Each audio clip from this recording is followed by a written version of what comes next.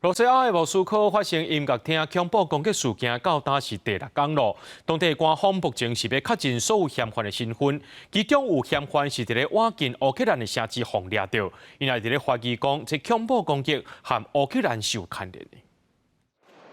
莫斯科音乐厅恐怖攻击的事件，而且进入第6天，除了4个涉嫌这篇恐怖攻击入罪的嫌犯在内，拢总有11个人轰掠。即马阁有一个都市防讲，伊说出互嫌犯。去警方羁押，这个造成至少139个人死亡，差不多200个人轻重伤的事件，到底有偌侪人涉案？涉案的人伫恐怖攻击的事件扮演甚物款的角色？因是有甚物人请的等等的细节，拢要搁伫咧厘清。不过除了欧美第一时间替乌克兰辩护，因为恐怖攻击甲乌克兰无关系。罗西亚这边嘛讲甲敢若真诶共款，指控美国甲英国协助乌克兰策划，而且发动这个攻击。То, что украинская сторона осуществляла изучение и подготовку боевиков на территории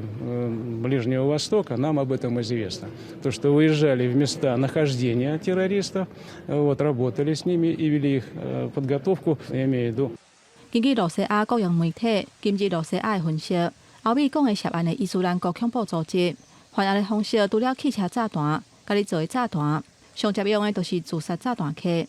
那莫斯科音乐厅恐怖攻击事件的嫌犯，开枪杀人甲放火了后，抑阁随离开现场，这明显甲伊斯兰国犯案的风格无共款。到底欧美甲罗西亚对虾米人是凶手还冤袂煞的时阵，部分国家为安嘛求警报，亲像外国媒体报道指出，涉及恐怖攻击的嫌犯，进前要暂时停留伫土耳其，所以土耳其的军警展开大规模的搜查，逮捕几10个防指控甲恐怖攻击有关系的嫌犯。另外，针对6月份开始，会伫德国柏林等等几个城市举办的2024年欧洲国家杯脚球赛，地主国宣布实施临时性质的边境管制。德国之声公共广播电台指出，这是莫斯科恐怖攻击事件了后，影响极端分子趁比赛期间可能渗透作乱的措施。除了监控恐怖组织，会伫脚球比赛出现暴力行为的人，嘛是警方注意的目标。